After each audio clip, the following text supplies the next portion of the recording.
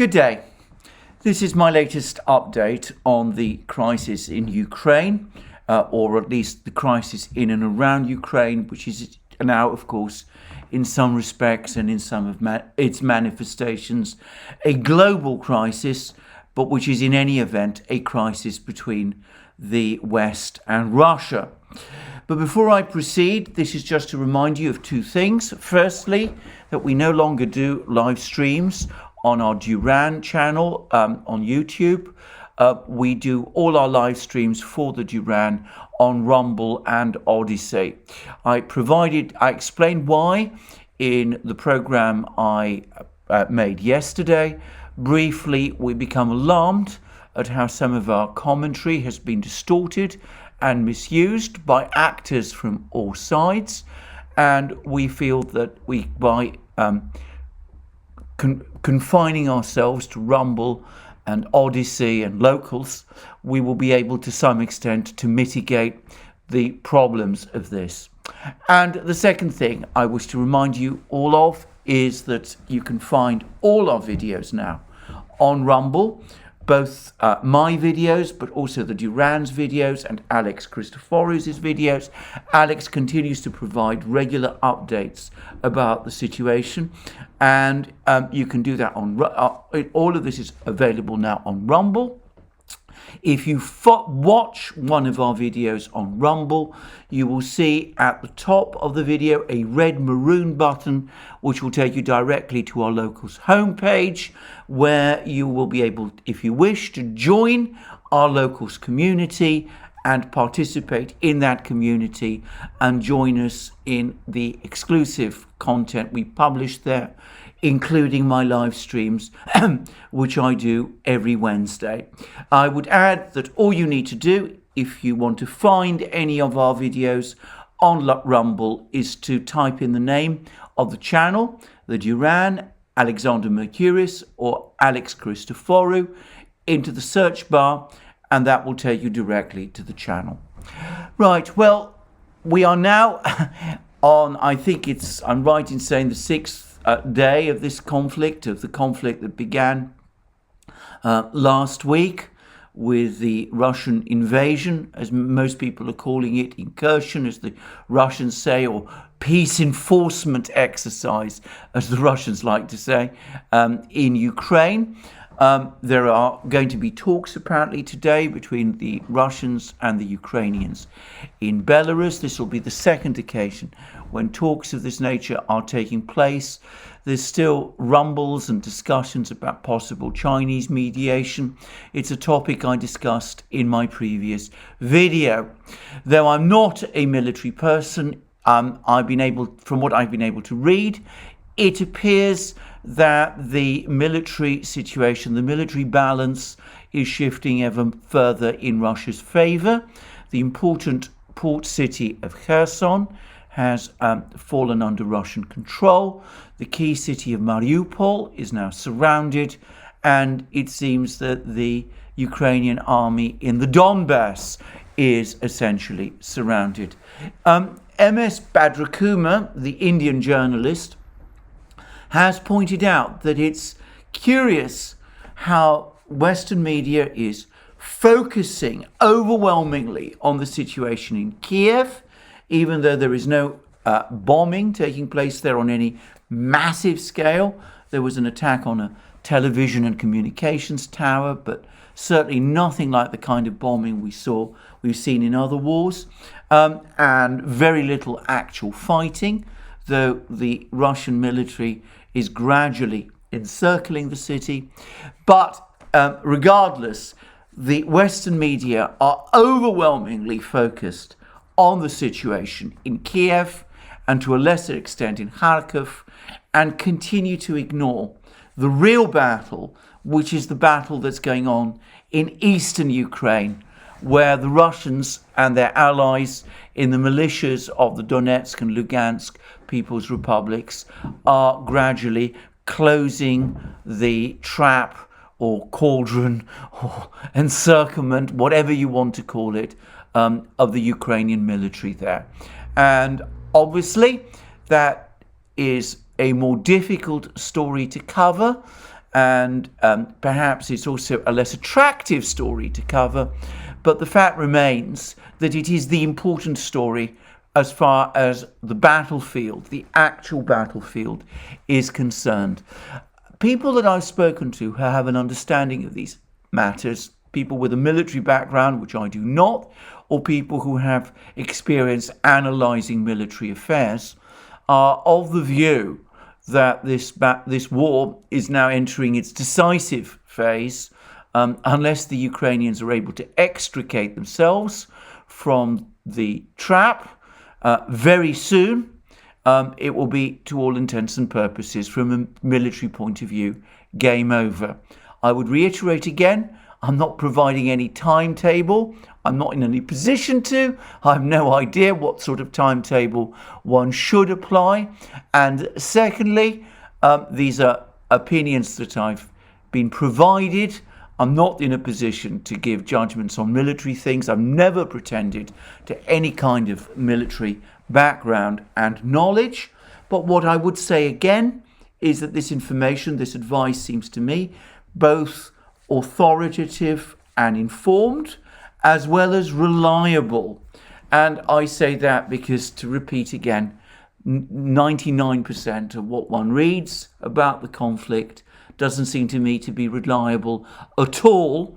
And whilst obviously the Western media has floated quite a lot of fantasy material, most of it, in fact, most of what's coverage seems to me to be largely fantasy material. I'm not going to acquit the Russians here. It seems to me that the Russian media has also been doing something of the same. Perhaps, as I've said before, in an armed conflict, one should not expect otherwise. Anyway, while things in the Donbass, in Ukraine itself, seem to be approaching a conclusion, and whilst peace talks desultorily continue underway in Ukraine, perhaps awaiting that energizing shock, which may come if we actually see a formal step taken by both sides to accept or request Chinese mediation. Whilst all of that is going on, we have the State of the Union address from President Biden. Now, all I'm going to say about that is that it seemed to me full of the usual words and commentaries that once upon a time were filled with meaning and substance, but which, because of so much misuse over so many years and because of constant stale repetition, have become drained of that substance and content. I didn't think he had anything interesting or important to say at all. He did float the possibility that all sanctions might be on the table, with the implication that that might include Russia's oil and gas exports. But shortly after, we got comments from Jen Psaki, the spokesman, the US spokesperson, who said that the United States would not be doing things which might backfire on itself, which strongly suggests that even the United States is now having second thoughts about imposing sanctions on Russia's oil and gas exports. And the reason for this is not difficult to understand. Russia is a pivotal player in the world oil and gas export industries. Already oil and gas prices are surging, as, by the way, are food prices, with both Russia and Ukraine critically important food exporters. Russia is the world's biggest exporter of wheat. Ukraine is the world's second biggest exporter of wheat. So imposing further sanctions of that nature on the oil and gas industries, the oil and gas export industries of Russia, what that would do, in my opinion, to prices, the prices of these absolutely essential materials, commodities, it just doesn't even bear thinking about. And I hope nobody is foolish enough or reckless enough or irresponsible enough to go to that place. In the meantime, we have seen the European Union announce what the SWIFT sanctions are going to be. And importantly, two key Russian banks, Gazprom Bank and Sberbank, have been excluded from the SWIFT disconnection because Gazprom Bank is the bank which receives all the receipts for Russia's natural gas, and Sberbank is the bank which receives the receipts for Russia's export of its oil. Now, I would say that there are currently, apparently, difficulties getting Russian oil circulating around the world oil market, because with uncertainties about how far the sanctions will go, oil traders are at the moment extremely reluctant to touch Russian oil. A wise and sensible thing to do would be to reassure these oil traders that Russian oil is not going to be targeted for sanctions, in which case, presumably, with prices surging, they will once again start to trade it, which will cause oil prices, one would assume, to start stabilizing and perhaps falling again. But one can't, I'm afraid, any longer assume anything. It struck me that ever since that disastrous conference, the Munich Security Conference, which took place all of 2 weeks ago, the Western powers have, I'm going to say it straightforwardly, in sanctions terms, taken leave of their senses and have started to do things which are not only completely irresponsible, but which are disastrous for themselves. Suffice to say that they still talk about crippling the Russian economy, by which I presume they mean engineer a severe recession in Russia. Well, that's possible, though not certain, at least not on the scale that perhaps they expect. But it seems to me that in the meantime, they are running the very real risk of precipitating a severe recession in their own economies if they continue to go down this particular route. By the way, on the subject of Russia and its economy, I read an interesting article about this in Global Times, the Chinese newspaper, which said that judging from the sanctions the US imposed on other countries in the past, US economic sanctions based on its financial hegemony usually have a devastating impact on some countries that rely heavily on exports, while having a relatively limited impact on countries with high levels of self-sufficiency. Russia is highly self-sufficient across major commodities like energy, minerals and food, enabling to play an irreplaceable role in global industrial chains and supply chains.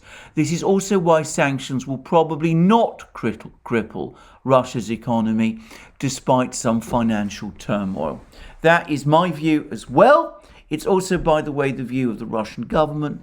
There was another meeting earlier today between Igor Belousov, who is the Deputy Prime Minister, the Russian Deputy Prime Minister in overall charge of the economy, and Russian business and industrial leaders, in which he said that he felt that the situation in the Russian economy was fully under control. Well, perhaps he would say that, but I suspect he's probably essentially right, as I suspect the Chinese commentary also is. By the way, I would also add that in any sane world, at some point, somebody in the West might perhaps want to consider whether the sanctions which were imposed over the weekend, specifically and most particularly the sanctions against the Russian Central Bank, were wise and sensible, and perhaps after all the hysteria begins to subside in a couple of months, perhaps there might be a quiet rowback on those particular sanctions with a view to trying to stabilize the situation in the world economy and in financial markets. I suspect that could be done without too much embarrassment and privately without too much open discussion. Well, we will see whether that happens. I suspect it will all very much depend on the direction of economic travel in the United States itself. Anyway, that's, it seems to me, where we are. A growing Russian offensive, broadening Russian offensive in eastern Ukraine, a situation where Ukraine's military position is looking incredibly precarious. Negotiations going on in Belarus with a very uncertain outcome, and an economic war which may very well do damage to Russia, but risks doing extreme damage to the West and to the global economic system as well. Anyway, that's what I would say about those things. There is one specific point I do want to discuss and focus on in this program, and it's about all of this talk about once again standing militarily by Ukraine. And one particular feature of it was this absolutely bizarre idea floated by the EU's External Affairs Commissioner, Josep Borrell, to supply Ukraine with fighter jets, Soviet-era fighter jets, based from Eastern European former Warsaw Pact states, which would presumably engage the Russian Air Force from supposedly secure bases in Poland. Well, that was a crazy idea, as was the similarly crazy idea to try to impose a no-fly zone over the Russian Air Force in Ukraine. And the governments, the relevant governments, those of Poland, Bulgaria and Slovakia, rapidly moved to kill Borrell's idea, and the Pentagon and the White House and Congress, many important people in Congress, have also made it clear that the whole idea of no-fly zones over Ukraine is simply not there for the taking. It's not going to be pursued, it's far too dangerous, and nobody's going to try it against the military of Russia, a nuclear-armed superpower. So that brings us to a particular point that has been made by many people to justify the hard line that the West claims that it is taking against Ukraine. It's against Russia over the conflict in Ukraine. It has been repeatedly said, I've seen many people say this, that the West needs to take a hard line against Russia on Ukraine, because failure to do so would encourage China in any potential strike China might consider making against Taiwan. Well, if that is the rationale, then I'm going to say straight away that the reality is, it seems to me, the precise opposite. Because what's become very clear is that the Western powers are not able or willing to fight for Ukraine. If they're not able or willing to fight for Ukraine against a nuclear superpower like Russia, why would they be prepared to fight for Taiwan against another nuclear superpower, which is China? And the Chinese have taken note of this fact. There has already been a article in Global Times essentially mocking the United States for its inability to actually defend its so-called friends in the way that it claims. And I'm not going to read the whole article through. I don't particularly like articles that that take a mocking tone. But suffice to say that the title is "Forget About Two Wars, US is Reluctant to Fight Even One." So there's no possibility of the United States fighting a two-front war against China and Russia at the same time, as events in Ukraine have shown.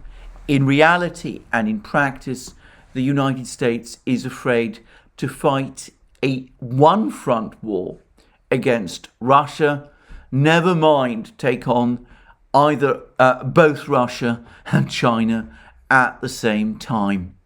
And of course, far from this unnerving the Chinese, far from making them feel that there is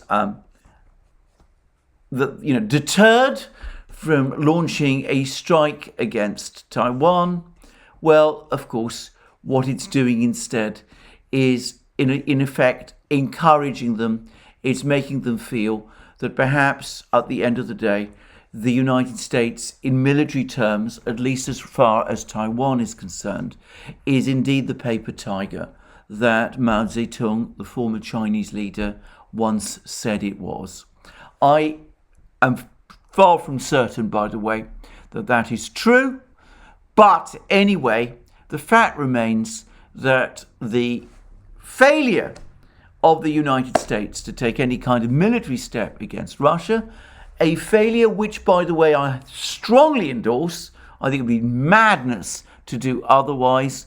Well, all that's done is confirmed to the Chinese, or strengthened the opinion of the Chinese, that US commitments to Taiwan are a bluff.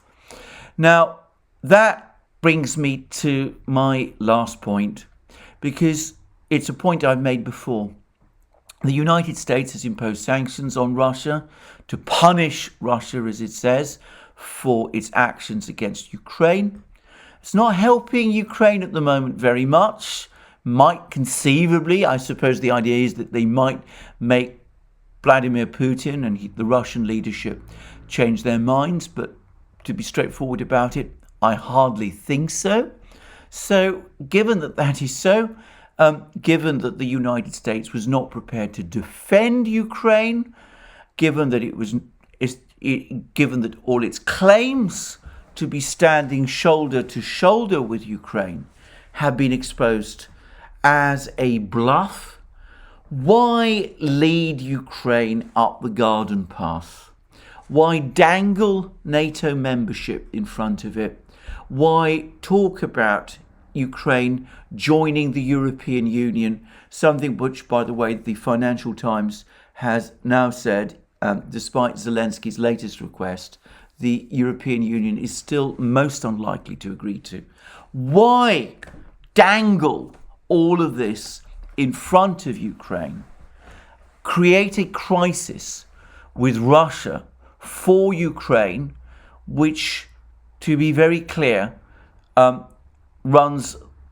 contains within it the very real possibility of destroying Ukraine as a functioning state entirely? Why do all of that if all of those promises for support, or rather all that talk about support and of standing shoulder to shoulder with Ukraine, was purely rhetorical? Why not avoid this crisis entirely with the way it has exposed to China the extent to which the United States has a disastrous tendency to bluff? Why go down that road by making assertions about NATO membership of Ukraine, which in the end means so little, and have simply exposed that promise as having no substance, and have made the United States look like it's had its bluff called? Why not do that sensible thing, which is seek a diplomatic settlement of the conflict in Ukraine, which was on offer and which could have been taken at any time over the last 8 years, and which would have avoided the disastrous impression that has now been made.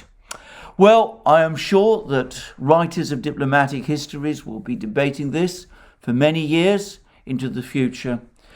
But for the moment, the conflict in Ukraine goes on, and obviously I will continue to cover and report it. Thank you for joining me again today. I look forward to you joining me again soon. Have a very good day. Remember to look us up on Rumble, ODYSEE and Locals, especially on Locals, as I said, where we have our thriving community and where I do live streams every Wednesday. You can also, by the way, support us via Patreon and Subscribestar. You can also go to our shop and support us that way and buy some fine things there. And please, of course, remember to check your subscription to this channel and to press the like button to this video. Thank you for joining me again today. More from me soon.